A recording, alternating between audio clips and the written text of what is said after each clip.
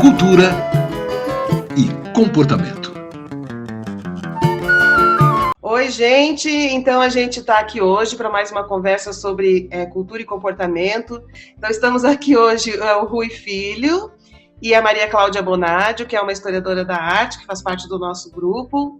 E nós trouxemos alguns temas, assim, bem propícios para serem discutidos nesta área da moda e do comportamento. Relativo especificamente às mulheres, a questão das mulheres. Tudo bem com vocês? Tudo bem, tudo bem. Bom dia a todos. E aí, então, gente, a Cláudia, para quem não sabe, ela é historiadora da moda, professora da Universidade Federal de Juiz de Fora, já teve um livro sobre a história da moda premiado. Então, a gente tem no grupo uma pessoa perfeita para discutir essa questão que eu estou trazendo hoje para vocês, né, que a gente está propondo hoje para vocês. Aí, para começar a conversa, uma coisa que me chamou muita atenção nesses dias, assim, há um tempo atrás, foi os vestidos de bolinha, a coincidência que a Regina Duarte, a primeira-dama Michele e a ministra Damares, todas coincidentemente, as três, estavam com um vestido de bolinha na posse da Regina Duarte. Aí eu quero mostrar para vocês, vou mostrar rapidinho aqui a matéria que mostra isso, essa aqui. E depois que elas foram as três, então, que apareceram com vestido de bolinhas, surgiu essa matéria. Essa revista Dona é uma revista de moda lá do Rio Grande do Sul. Se eu não me engano, ela vem encartada no Zero Hora. Ótimo. E daí essa notícia diz que que esgotou o vestido de bolinhas da Michele Bolsonaro, né? E que virou assunto nas redes sociais. E aí, Cláudia, eu queria te fazer essa pergunta. Elas não combinaram, né? Eu acho que elas não combinaram. Surgiram as três com vestido de bolinha, ou elas ligaram antes e combinaram, tipo, vamos de vestido de bolinha? Que tendência é essa? O que é isso? Então, na verdade, né, outro dia eu até fui procurada por um repórter de um jornal perguntando se eu sabia a história dessa estampa de bolinha, né? E aí o que eu disse assim, né, na verdade é que essa estampa de bolinha nunca teve associada com essa ideia de um conservadorismo, nada disso, porque quem populariza, né, esses pois, né, é a Brigitte Bardot, né? Lá entre os anos 50, 60, que usava vestidos desse tipo, né? Lá na Riviera Francesa. Então, assim, quando isso realmente vira uma moda, né? Isso não tem nenhuma associação, né, com essa ideia de conservadorismo. Agora, quando esse vestido, ele veste 3 corpos de pessoas conservadoras, ele ganha uma conotação completamente diferente, que, aliás, é bem diferente da própria fotografia que divulga essa peça no Instagram da marca, porque eu fui lá ver, né? E no Instagram da marca é uma mulher negra, de cabelo solto, o vestido tá aberto, com uma fenda, assim, né? Então, assim, passa uma ideia de uma roupa muito mais, como é que eu posso dizer, assim, não sei se progressista é a melhor palavra, né? Mas de uma roupa muito mais descolada, de uma mulher, né, muito mais sintonizada com coisas contemporâneas do que, né, esse vestir conservador, né? E isso aparece por quê? Porque aí é todo um conjunto, é o vestido, é o cabelo, né? É a maneira de usar o vestido, porque uma peça de roupa sozinha, ela pode não seguir, ela é apenas uma matéria, né? Uma matéria que tem quais são os significados intrínsecos a uma peça de roupa, as suas características físico-químicas. Então, ela é do tecido tal, ela é da cor tal, da estampa tal. Se ela é masculina, feminina, conservadora, né, liberal ou progressista, isso vai muito depender do uso que é feito dessa peça, né? Então, esses três vestidos de bolinha, com essas mulheres que querem passar essa ideia, né, de uma mulher comportada, conservadora, né, aí submissa, né, com uma maquiagem discreta, a Regina Duarte com esse coquinho, né, que a gente associa muito, sim, né, às mulheres evangélicas, né, mesmo que hoje as evangélicas estejam, em certa medida, mais modernas, né? Durante muitos anos, essa coisa de usar um coque, né? Era alguma coisa associada a esse grupo, né? Então, essas 3 mulheres vestindo esse mesmo tipo de roupa vai passar uma ideia, sim, né? De que, de repente, isso pode se tornar uma tendência, né? Aí, para mulheres conservadoras. Mas a própria marca, no Instagram da marca, eu fui ver as roupas. As roupas não são absolutamente fechadas, discretas, não. Tem muito ombro de fora, muita perna de fora, muita modelo negra, né? Assim, que é uma coisa que esse governo, em tese, né, não gosta. Então, assim, quer dizer, é isso. É o uso que se faz da roupa que torna. Então, aí tinha, assim, alguns comentários também no Instagram da marca, né? Não muitos. Falando, eu quero, não sei o quê, e não tem, porque é de uma coleção passada, né? Bom, você está dizendo que a história do vestido de bolinha é outra, né? Então, como que conexão foi essa que elas fizeram? Foram as 3, né? A não ser que elas ligaram e combinaram, que nem adolescente. Pode ser, né? Elas podem ser best friends, e então aí combinaram, vamos fazer um look conjunto, né? Porque também é isso, quer dizer, durante muito tempo, os significados das peças de roupa, como dos objetos, eles mudam, né? Então, de repente, assim, spike nas roupas era uma coisa associada aos punks, e hoje você vê um monte de moça que gosta de sertanejo universitário, usando bota com spike, cinto com spike, e nem sabe o que é punk, nem conhece Sex Pistols, né? Então, eu duvido que elas, por exemplo, tenham esse tipo de informação, né? De que isso era uma coisa, né, mais descolada lá nos anos 60 com a Brigitte Bardot, né? Então, e se tem, também está ignorando. Eu acho que, na verdade, é isso. Talvez elas tentaram mostrar uma harmonia entre elas. Se houve alguma combinação, né? Essa ideia de como elas estão sintonizadas, né? Como elas realmente pensam de maneira parecida. Até porque nesse governo que a gente mais tem é discordância, né? Um discordando do outro, um falando uma coisa. Então, passar uma ideia de uma linda harmonia entre essas poucas mulheres, né, que aparecem aí nesse governo, talvez seja uma estratégia. Ou então, também agora me veio à cabeça uma sedução discreta, porque existem sites de moda gospel que fala isso. Uhum. Como ser sexy sem ofender a Jesus, ou sem ofender a moral cristã, né? Então, de repente, essa associação da bolinha com a Brigitte Bardot é uma forma, assim, porque eles são muito fechados os vestidos, embora tenham as bolinhas e todos, né? Sou sexy, porém discreta, não sei. Essa é uma ideia, aliás, muito, assim, de séculos, né? Porque o Jorge Vigarello, que é um historiador, né, que trabalha com história do corpo, ele fala que lá no século XVI, né, a maquiagem era uma coisa muito mal vista se fosse para seduzir.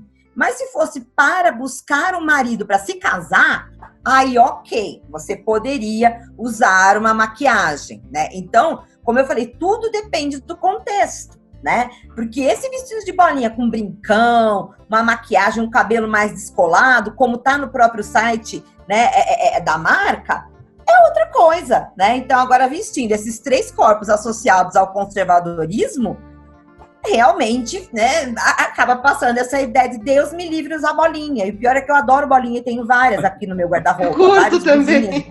Você gosta de bolinha, Rui? Olha, ouvindo vocês, eu fico aqui pensando uma coisa bem estranha, que é o que essas mulheres foram fazer nessa loja? Porque realmente não é uma loja que se propõe a isso. Né? Eu também vi as fotos da modelo, lindíssima, negra, solta na rua, com uma fenda. Uhum. E, quer dizer, a sedução e a entrega da loja é de uma outra qualidade de presença na sociedade. O que essas mulheres estão fazendo ali se elas não acreditam em nenhum desses ideais? Ou elas não acreditam tão verdadeiramente nos ideais que elas pregam?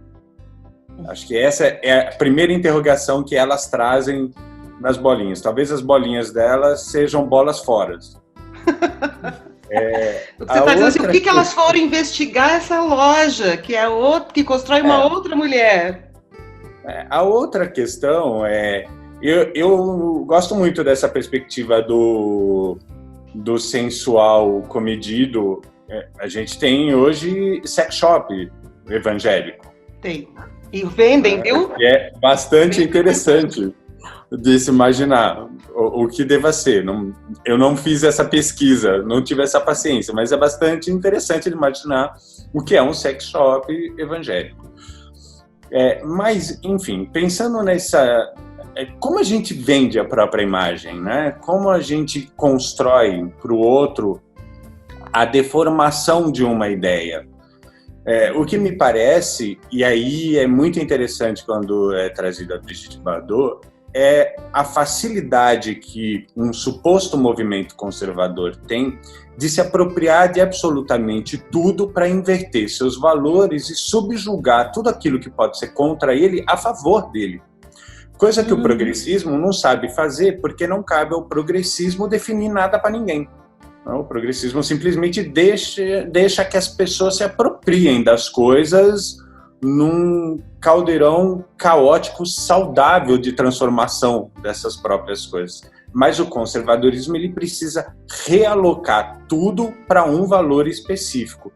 Que isso aconteça na moda não é pouca coisa, porque a moda determina comportamento, determina linguagem, determina a presença do corpo na sociedade, a representação e o reconhecimento do indivíduo, enfim. É muita coisa que essas 3 mulheres, naquele instante, do lado daqueles homens, porque não são só elas, elas são a minoria do lado de homens bem específicos, estejam se apropriando de valores históricos, de libertação do corpo feminino para aprisionar o corpo feminino dentro de um discurso de submissão da mulher ao masculino. Então fecha-se a fenda, cobre-se o ombro com o mesmo vestido que não é para isso, mas que pode ser sim usado para isso. A grandeza da moda é isso, né? A gente perde a dimensão original da moda. A moda, ela por si, ela é contaminada pela cultura, e a cultura ela é reinventada pela moda. Quando a gente controla esse processo cíclico, a gente tem um problema para o imaginário. Mas eu queria mostrar para vocês uma outra coisa que é o seguinte, ó, que é essa outra matéria aqui. Essa mulher é uma socialite bolsonarista, né? E ela, enfim, também é toda gata, tal, toda esvoaçante, toda decotada. Eu fui ver um pouquinho sobre quem ela é e achei ela com uns macacões também muito sexy, ela é uma mulher muito bonita. E ela sugeriu, tentando apoiar a campanha do Bolsonaro para que as pessoas deixem a quarentena, saiam do isolamento, que o governo fizesse o seguinte, que colocasse na porta das casas uma fita vermelha para saber quem não quer trabalhar e quem quer trabalhar. Socialista sugere repetir Hitler e marcar pessoas em isolamento com fita vermelha. Depois tem essa outra matéria que eu mostrei aqui, que o Museu do Holocausto faz um protesto e diz, não, você não está entendendo o que você está fazendo, né? Ela não é uma figura isolada, ela não é uma pessoa que teve esse pensamento aleatório, isso não é casual, não é a primeira vez que esse governo se aproxima de códigos nazistas e de interpretação de comportamento a partir dos princípios nazistas. Eu aconselho a todo mundo que leia a carta do Museu do Holocausto, porque eles destrincham item por item de como ela se coloca a partir dos princípios nazistas nas escolhas dela, que não são tão casuais assim. Eu acho perigoso porque a gente vem sistematicamente batendo na perspectiva do nazismo dentro desse governo, do fascismo acho que já está assumido, mas do nazismo em si. E de tanto se falar, o meu medo é que isso banalize a questão. Perfeito. Porque toda hora isso se torna um adjetivo, ora com sentido e ora apenas como xingamento, e banalizar a perspectiva de que esse governo tenha uma base sólida, simbólica, a partir dos princípios nazistas, pode fazer com que a gente se acostume a conviver com essas informações e com esses códigos. Então, quando chega numa socialite como ela, que propõe a identificação das pessoas, o vermelho ali não é por acaso, né? a fitinha vermelha não é por acaso. Sim. Né? Ela manipula duas informações de uma forma muito sem pudor, de que qualquer um que esteja em quarentena é por si um vagabundo irresponsável, porque ele está em casa porque ele não quer trabalhar, esse é o argumento dela. Exato. Portanto, não merece ser reconhecido pela sociedade, inclusive quando ele precisar de ajuda sobre a sua saúde e a sua vida. E ela associa isso, claro, ao PT, à esquerda, ao comunismo. Para eles, isso tudo é uma coisa só, né? É uma mulher perigosa, a meu ver, não pela capacidade de influência dela. Eu não sei qual é a capilaridade dessa mulher, mas pela banalidade desse gesto em transformar isso em aceitável, em comum, pelo excesso que isso vem no dia a dia. A gente não pode perder a perspectiva de que isso é sim um preceito nazista de escolher quem deve ou não viver, quem tem direito ou não à vida, quem são os escolhidos para compor a sociedade no futuro, que essa eugenia, porque isso tem um nome, isso é um projeto calculado, pensado, que propunha a eliminação dos negros, dos judeus, dos velhos, dos doentes ciganos, mentais, quer dizer, qualquer um que não fosse o perfeito dentro dos princípios nazistas deveria ser eliminado, o que levou à morte milhares de recém-nascidos, inclusive. É isso que essa mulher está propondo quando ela fala: vamos isolar, identificar para que a sociedade possa combatê-los, para que a sociedade possa reagir a esse bando de vagabundo. Ela diz assim, porque daí na hora que distribuir comida, eles não recebem comida, eles não querem trabalhar, então tem gente trabalhando, fazendo comida e eles não querem, então eles não ganham comida. Tem quem está fazendo remédio, eles estão trabalhando, os outros não estão trabalhando, então não vão ganhar o remédio. Quer dizer, ela não entende sequer a política do isolamento, que é para não lotar hospitais, né? Que não é que a gente é privilegiado porque está em isolamento frente aos outros que estão trabalhando. A gente está favorecendo quem está podendo ficar em isolamento está favorecendo a todos para que os hospitais não lotem, né? Esse é o princípio proposto pela Organização Mundial da Saúde. Mas eu acho que isso linka, olha só como é complicado tudo isso, isso linka com o discurso do ministro Ernesto Araújo, quando vem a público e coloca na condição do ministro que ele é, porque não adianta dizer que foi no Twitter pessoal, porque isso não elimina o cargo dele, ele não abriu mão do cargo dele para poder falar o que ele falou, dizendo que a Organização Mundial de Saúde, a OMS, é uma instituição criada para criar um comunismo global. Eles são muito sem vergonha, né? Eles são muito sem vergonha, né? Eles são mentirosos, né? Ele entende por comunismo qualquer ato solidário. Exato. Qualquer ato de proteção ao coletivo, para ele, é comunismo.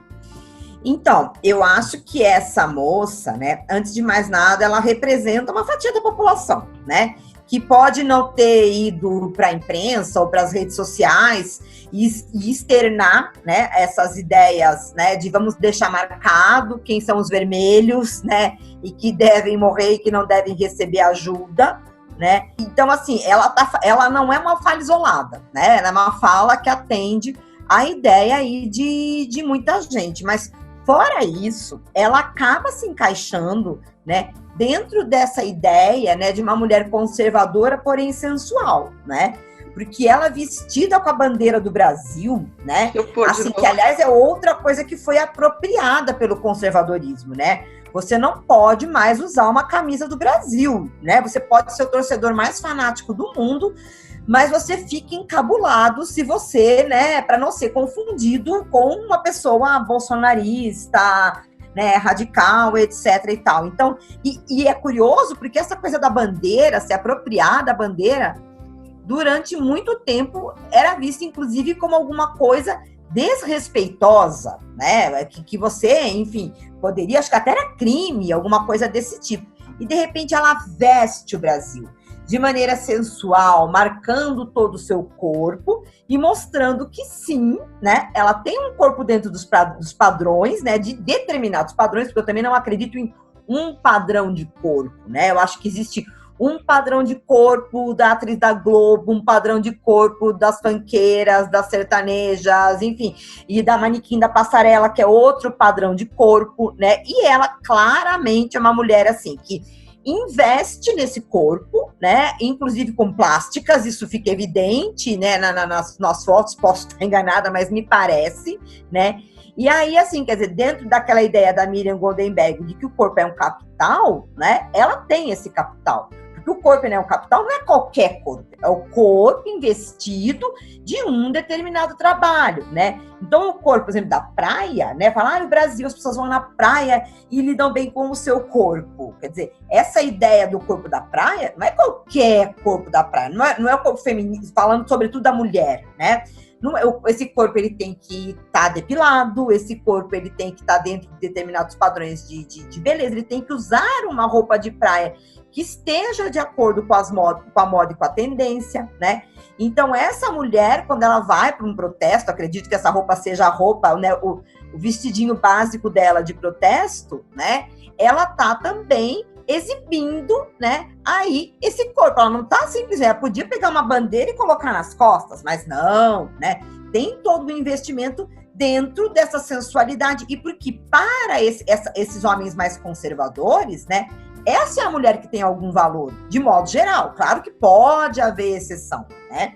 Elas certamente existem. Mas a mulher valorizada, tanto que quando a gente pega esses dois últimos presidentes, né? Quer dizer, quem são as esposas deles? Mulheres mais novas, né? Mulheres, enfim, que entram dentro dessa categoria, quase um prêmio, né? Essa mulher é meu prêmio.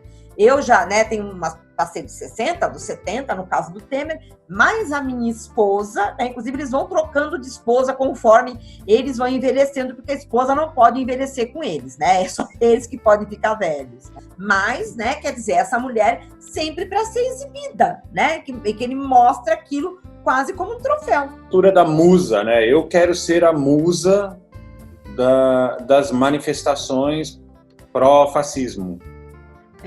E aí eu trouxe mais uma coisinha, uma entrevista de uma mulher, uma gaúcha, caxiense, que é fiel à tríade bolsonarista Deus, Pátria e Família.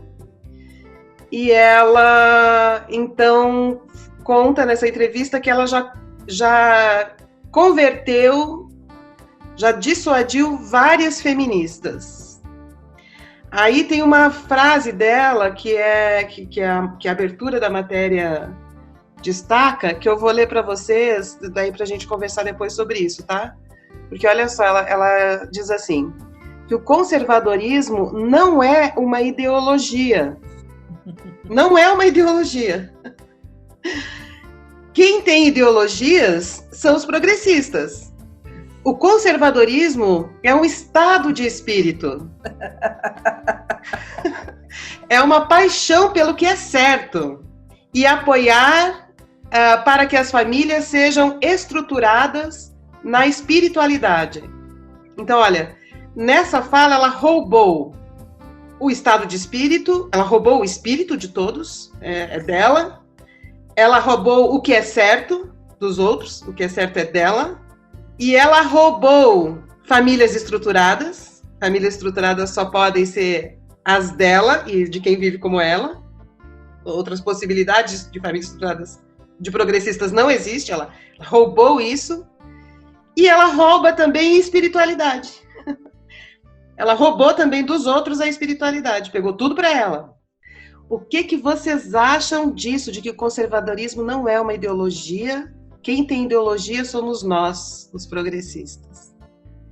Olha, é engraçado porque isso poderia ser uma ótima definição das religiões, no bom sentido, das religiões de matiz africano, né?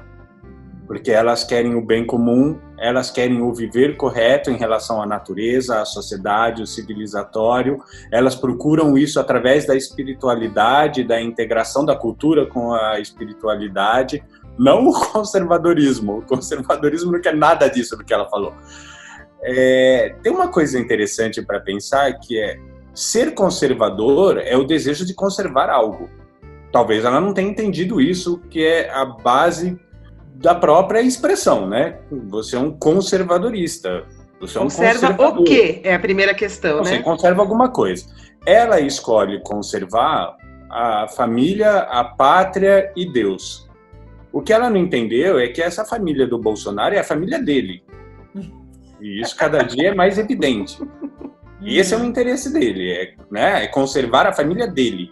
É conservar um país onde essa família dele possa ser a força máxima de expressão e de definição sobre tudo. Não é uma pátria plural, uma pátria que parta de princípios de agregação e de comunhão. É a pátria que serve a ele. E um Deus que está a serviço como um produto comprado como ideologia ao serviço dele. Então, ela não está defendendo nada do que ela acredita? Ela quer conservar só o valor do outro? É isso mesmo que ela pensa? Quando a gente continua lendo a entrevista dela, é exatamente assim que ela se justifica mulher, inclusive. Que ela está lá para servir ao homem, que o verdadeiro homem está lá para cuidar dela, que o feminismo nasceu como um problema de homens fracos, que não souberam cuidar dessas mulheres. Ou seja, para ela, ser mulher é ser alguém extremamente inferior, submisso, limitado e que precisa viver sempre à proteção.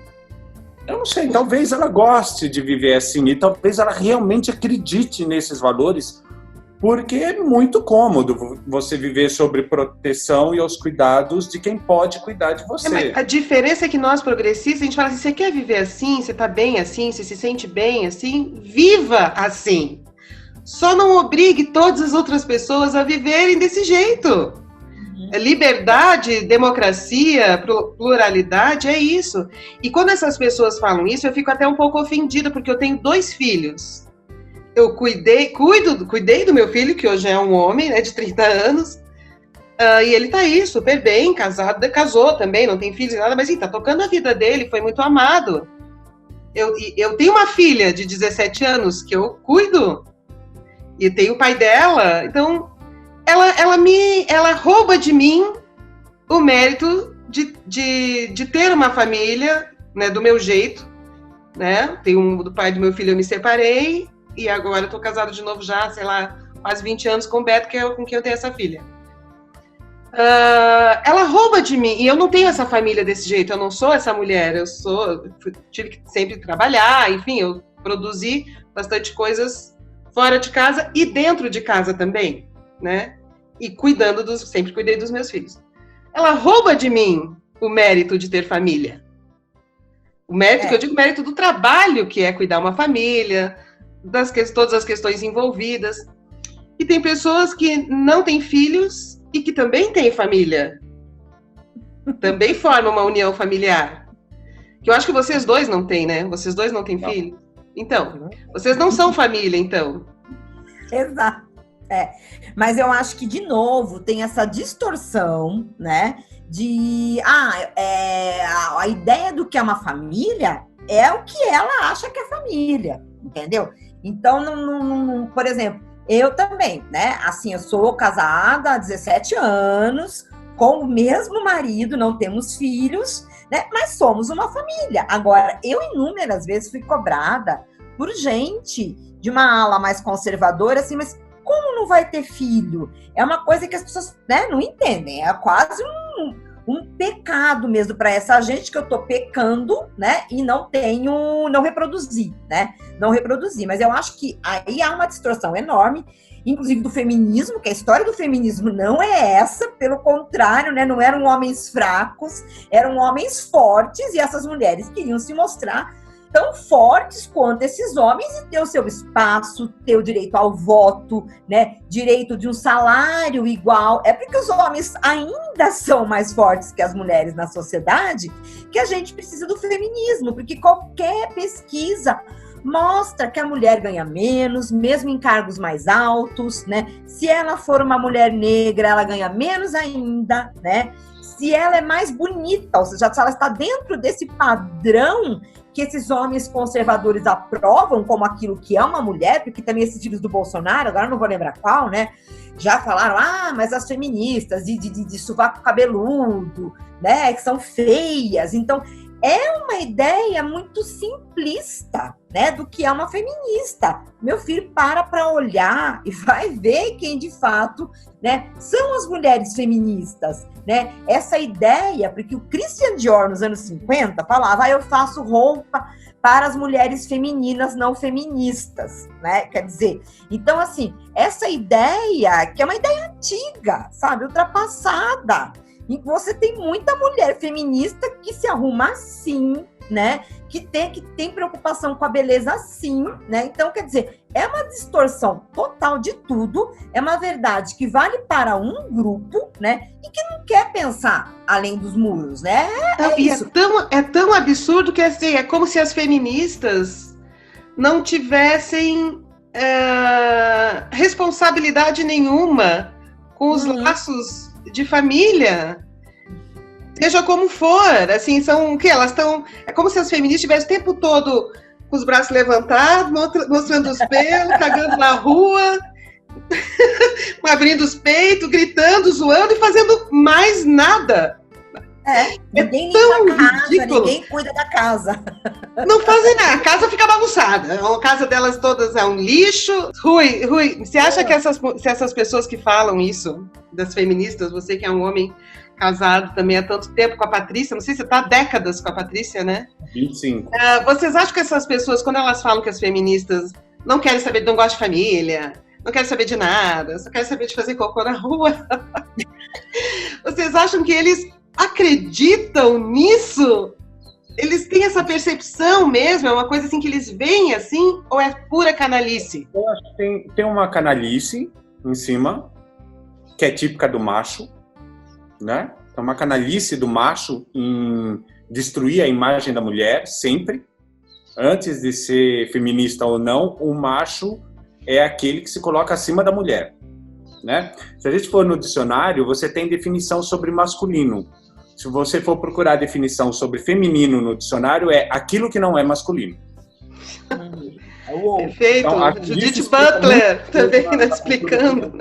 Sabe? Porque um verbete no dicionário, ele é a simplificação de um pensamento de uma cultura, né? Ele não é nada mais do que isso. Então, quando você não tem nem a definição do feminino, ele é só a negação, ele é o ruim do outro. Ele é então, o outro. A Simone de Beauvoir já falava, né? A mulher é construída como o outro.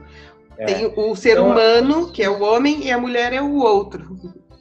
Tem esse canalismo em cima que é do macho, que é do predador, né? Que tem também, porque eu falo do macho e não do homem, porque aquele homem que não cabe no padrão do macho, aquele homem que é taxado como não predador, ele é um homem feminino. Né? O pejorativo desse homem é ser feminino, o que é uma loucura. Aí a gente poderia ficar aqui horas pensando sobre essa toxicidade toda. Mas, além desse lado canalha, quando eu vejo uma mulher dessa falando, é claro que ela tem uma estabilidade, é claro que ela tem uma segurança em casa, é claro que ela tem um casamento no qual ela acredita. E se tudo isso ruir? O que será dessa mulher? Eu acho que ela não tem essa consciência mínima do dia seguinte. Porque esse ruir não é simplesmente o marido ir embora, é um acidente de trânsito, é um assalto, é o que for. Rui, pode ser uma falência em função de uma pandemia mundial. Então, ela é incapaz de pensar no dia seguinte, porque para ela a vida é um estado tão estável que deve ser um tédio. Vamos pensar seriamente? Deve ser um tédio essa vida dessa mulher. Deve ser chatérrima, porque o mais gostoso da vida é você acordar e ter um dia novo, e não ter o mesmo dia durante 20 anos.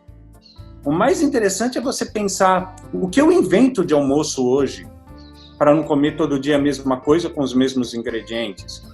Como eu me relaciono com as pessoas, reconquistando essas pessoas novamente, a partir do momento em que eu durmo e acordo reinventado.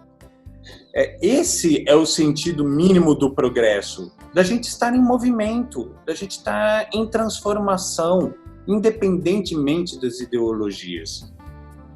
O progressismo propõe exatamente como conservação o movimento, o ininterrupto. Não, e as diversas, acho que é importante também dizer, as diversas memórias. Por exemplo, a memória indígena. O Bolsonaro quer que índio vá para a cidade fazer trabalho urbano, então que vire um agricultor para produzir comida para vir para o mundo urbano. Ou seja, ele é um conservadorismo que conserva o mundo dele, mas não conserva o mundo indígena. Então, eu acho que essa questão dos progressistas também respeitarem as diversas memórias e os seus próprios processos de desenvolvimento, que aí, né, muita coisa acontece, não vai dizer que rumo que eles vão tomar, né? É uma grande diferença, né? Respeito às diversidades das memórias. Respeito à diversidade de modo geral, né? Porque, na verdade, o que esse conservadorismo prega também, né? É uma sociedade muito apartada de uma série de coisas, né?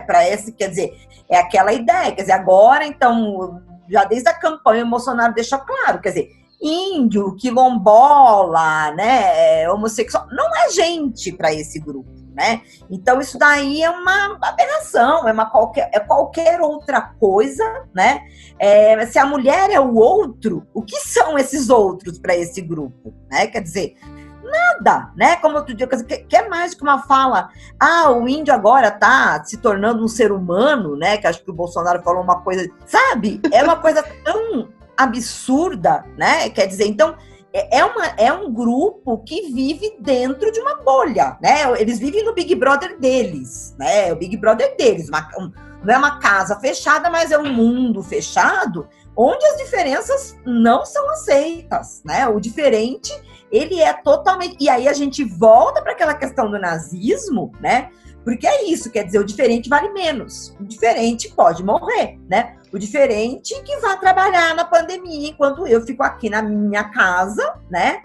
Porque esses empresários que vão, né, de carro, aí às vezes até blindado, para uma carreata pedir a reabertura do comércio, não é ele que vai ficar lá no balcão da loja, né? Ele, no máximo, vai dar uma passadinha, vai ficar no escritório. Então, né, existe um valor aí também, né, diferente, pessoas diferentes com valores diferentes. E acho que é isso que a Fernanda falou, a família do Bolsonaro é a família dele, né?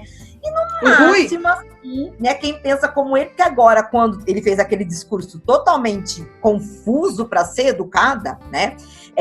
Ele falou o quê? Inclusive, que o Moro, quando quis levar lá aquela especialista, né, pro Ministério da Justiça, eu não vou lembrar o nome dela agora, né?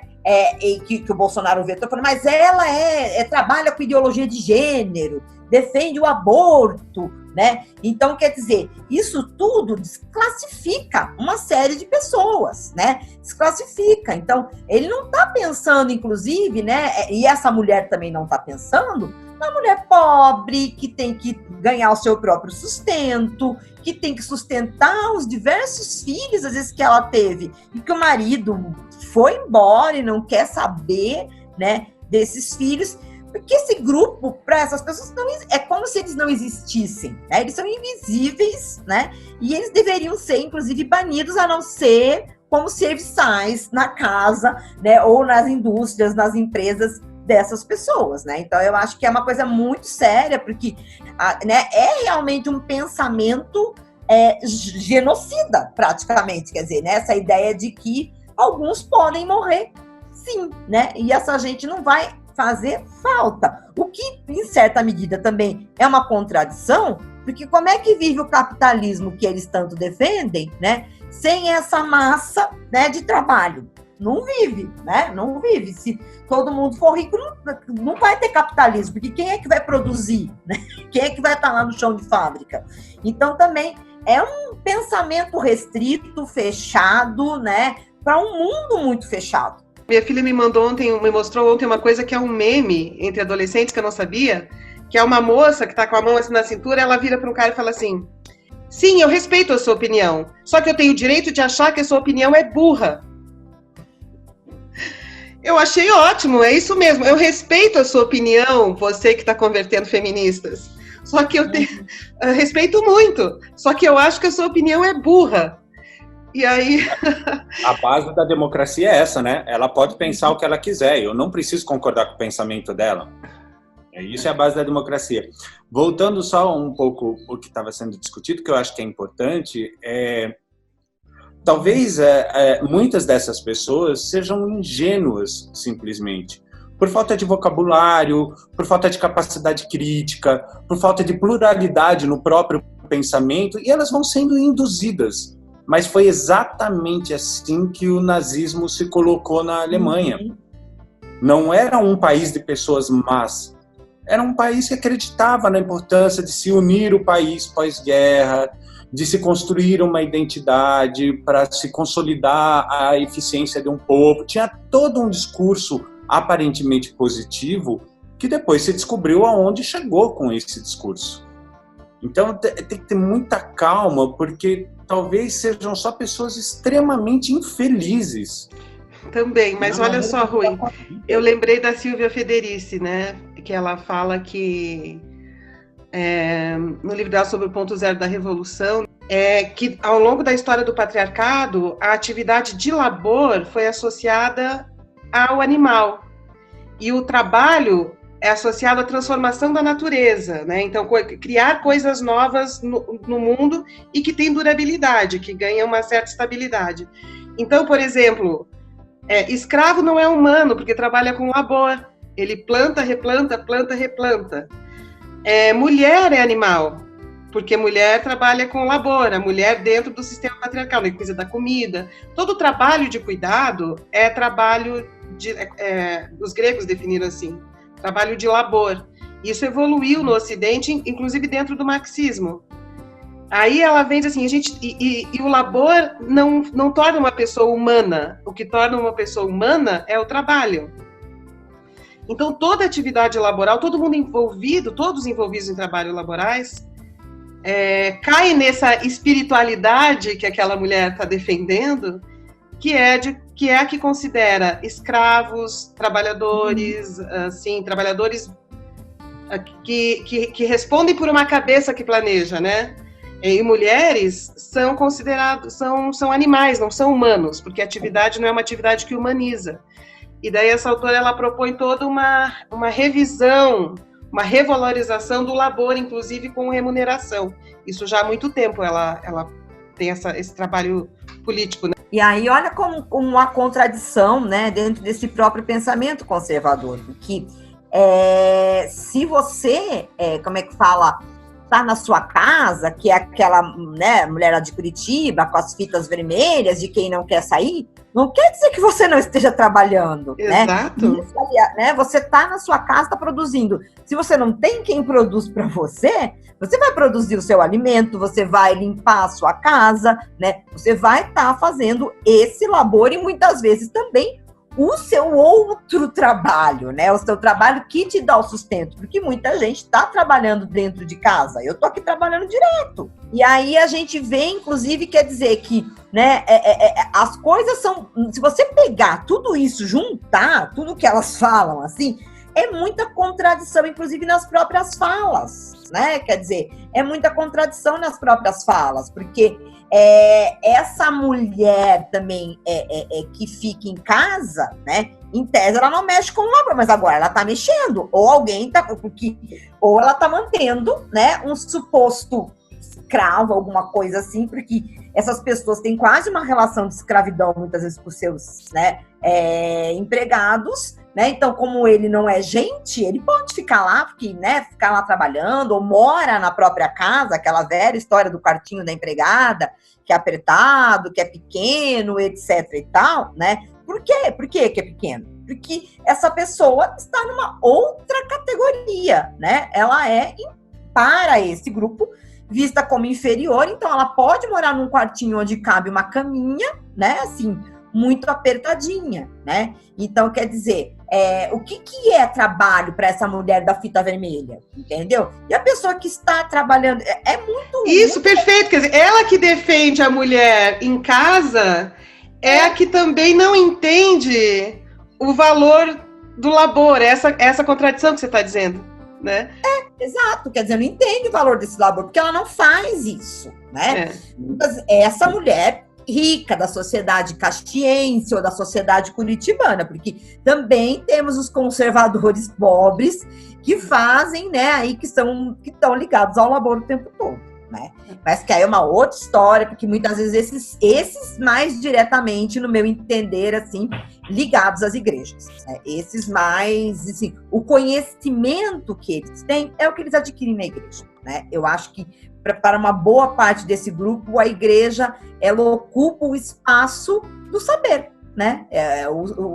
Aonde eles buscam, né, conhecimento é na igreja, não é no livro, não é num documentário, não é na faculdade, é na igreja. Tanto é que a igreja acaba entrando em conflito com muito daquilo que é ensinado, né, nas escolas, e aí, enfim, não vou continuar, porque aí vai chegar em escola sem partido, uma série de gente, vamos falar um dia sobre isso, vamos entrar nessa questão, nessa briga entre escola, né, meio escolar e essas igrejas que disputam com essa formação. Mas, então, gente, eu preciso acabar. Então eu quero agradecer vocês, estamos cada um, olha só, gente, eu estou em São Paulo, o Rui está em Minas, e a Cláudia está em Minas também, né? Também, Juiz de Fora. Você está onde em Minas, Rui? Eu estou em Furnas. Em Furnas. Então tá. Obrigada, então, gente. Então, até a próxima. Até a próxima. Joia, obrigada. Beijos. Valeu. Beijo. Cultura e comportamento.